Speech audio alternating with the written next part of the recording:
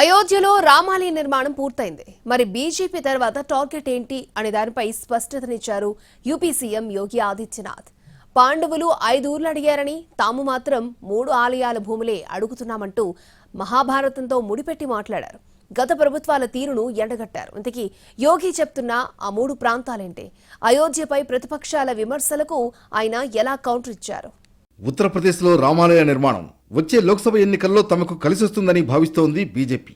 అయితే సనాతన ధర్మ పరిరక్షణ కోసం తమ పోరాటం కొనసాగుతుందంటున్నారు బీజేపీ నేతలు.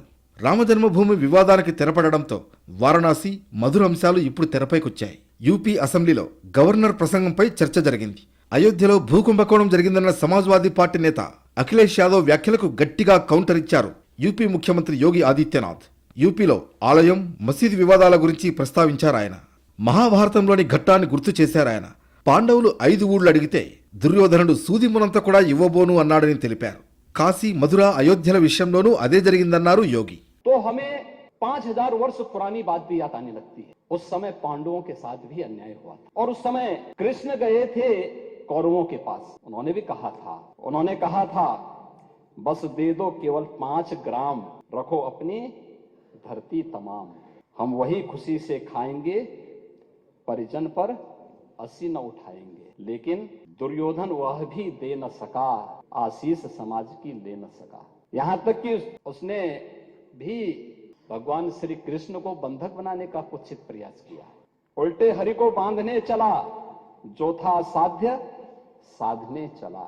यही तो हुआ था अयोध्या के साथ, और यही हुआ काशी के साथ, और यही हुआ था मथुरा के साथ. తాము అడిగింది 3 అని, అవి తమ దేవుళ్ల భూములన్నారాయన. కానీ మొండిగా వ్యవహరించారని, పైగా అది రాజకీయ రంగు పులుముకుందన్నారు. ईश्वर की अवतरण की धरती है और सामान्य नहीं है, और असामान्य यानी उसको एक सामान्य स्तर पर नहीं मान सकते. लेकिन एक जिद है, और उस जिद में जब राजनीतिक उसमें तड़का पड़ने लगता है और वोट बैंक बनाने की राजनीति होने लगती है, तो वहीं से फिर विवाद की स्थिति खड़ी होने लगती है. यानी लोक आस्था, भारत के अंदर लोक आस्था का अपमान हो, बहुसंख्यक समाज गिड़गिड़ाए, ये पहली बार देखने को मिला. दुनिया देख रही है. स्वतंत्र भारत में काम पहले होना चाहिए था. 1947 में प्रारंभ होना चाहिए था, और उस आस्था के लिए बार बार गुहार लगाता रहा.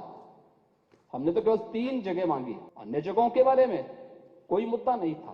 అయోధ్యలో ఉత్సవం జరుగుతుంటే నందిబాబాను ఎందుకు ఎదురు చూస్తున్నారని తాము ప్రశ్నించామన్నారు. జ్ఞానవాపి మసీదులో రాత్రికి రాత్రి బ్యారికేడ్లు తెరిచిన విషయాన్ని గుర్తు చేశారు యోగి. మరి మన కృష్ణ కన్నయ్య ఊరుకుంటారా అని ప్రశ్నించారాయన. अयोध्या का उत्सव लोगों ने देखा तो नंदी बाबा ने भी कहा भाई हम काहे इंतजार करें. उन्होंने भी इंतजार किए बगैर रात्रि में बैरिकेड तोड़वा डाले. हमारे कृष्ण कन्हैया कहां मानने वाले हैं. ఇతర దేశాల నుంచి వచ్చి మన దేశ సంపదను దోచుకున్నారని గుర్తు చేశారు యోగి. మన విశ్వాసాలను కూడా అంతం చెయ్యాలని చూశారని తెలిపారు. స్వతంత్రం వచ్చాక కూడా ఓటు బ్యాంకు కోసం విదేశీ దోపిడీదారులను గొప్పవాళ్లంటూ కీర్తించడం మొదలైందన్నారు. అయితే దీనికి అంగీకరించడానికి దేశం సిద్ధంగా లేదన్నారు योगी आदित्यनाथ. विदेशी आक्रांताओं ने केवल इस देश के अंदर धन दौलत ही नहीं लूटा था, इस देश की आस्था को भी रौंदने का काम किया था. दुर्भाग्य है आजादी के बाद उन विदेशी आक्रांताओं को महिमामंडित करने के कुछ प्रयास हुए अपने वोट बैंक के लिए. అయోధ్యలో రామమందిర నిర్మాణంతో సనాతన ధర్మాన్ని ఆచరించే వాళ్లు చాలా సంతోషంగా ఉన్నారన్నారు ఉత్తరప్రదేశ్ ముఖ్యమంత్రి యోగి ఆదిత్యనాథ్. ఈ శతాబ్దంలోనే ఇదో గొప్ప కార్యక్రమం అన్నారాయన. అయితే ఈ పని ఎప్పుడో జరగాల్సింది అన్నారు యోగి. మరోవైపు భవ్య రామాలయాన్ని చూసి విపక్షాలు దిగ్భ్రాంతి చెందుతున్నాయన్నారు. ప్రజల దృష్టిని మళ్లించేందుకు ప్రయత్నిస్తున్నాయని విమర్శించారు యోగి. पहली घटना थी जहां प्रभु को अपने स्वयं के अस्तित्व के लिए स्वयं प्रमाण जुटाने पड़े थे. लेकिन राम की मर्यादा हमें धैर्य की प्रेरणा देती है. అయోధ్య, వారణాసికి జరిగినంత అన్యాయం, అటువంటి పరిస్థితి బహుశా మరెక్కడా జరిగి ఉండవన్నారాయన. వివాదాలను సాకుగా చూపించి అభివృద్ధికి దూరం చేశారని విమర్శించారు.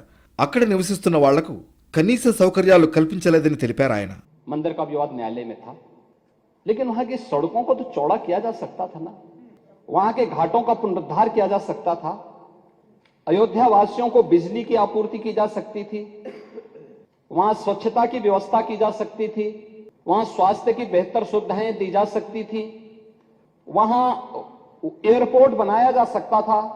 विकास के इन कार्यों को किस मंशा के साथ रोका गया? గత ప్రభుత్వాలు ప్రజలకు ఎలాంటి గుర్తింపు లేకుండా చేశాయని విమర్శించారు. ఫలితంగా యూపీ యువకులకు ఎక్కడా పని దొరకని పరిస్థితి ఎదురయ్యేదన్నారు. అద్దె ఇల్లు కాదు కదా, హోటళ్లు సత్రాల్లో నిలువ నీడ దొరికేది కాదన్నారు యోగి. एक लंबे समय तक सत्ता के सिंहासन पर विराजमान रहे, वो उत्तर प्रदेश को कहां लेके गए थे? पहचान का संकट खड़ा कर दिया था उत्तर प्रदेश वासियों के सामने. एक पहचान का संकट आया था. यहाँ का नौजवान बाहर नहीं जा सकता था, पहचान छुपाने के लिए मजबूर था. उत्तर प्रदेश से बाहर निकलता था तो हे दृश्य देखा जाता था. नौजवान कहीं जाता था, नौकरी नहीं मिलती थी. यहाँ तो अवसर थे नहीं, लेकिन अगर उत्तर प्रदेश से बाहर जा रहा है तो नौकरी नहीं मिलती थी. किराए पर कमरे की बात तो दूर, होटल और धर्मशालाओं में भी कमरे नहीं मिल पाते थे. ये उत्तर प्रदेश की स्थिति 2017 के पहले बना दी गई थी. महोदय, कौन जिम्मेदार है इस स्थिति के लिए?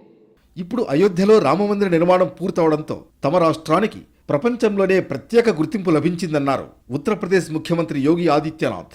మొత్తానికి మధుర వారణాసి వివాదాలకు త్వరలోనే పరిష్కారం చూపుతామని చెప్పకనే చెప్పారు యూపీ సీఎం యోగి. తద్వారా ప్రత్యర్థుల విమర్శలకు చెక్ పెట్టారాయన.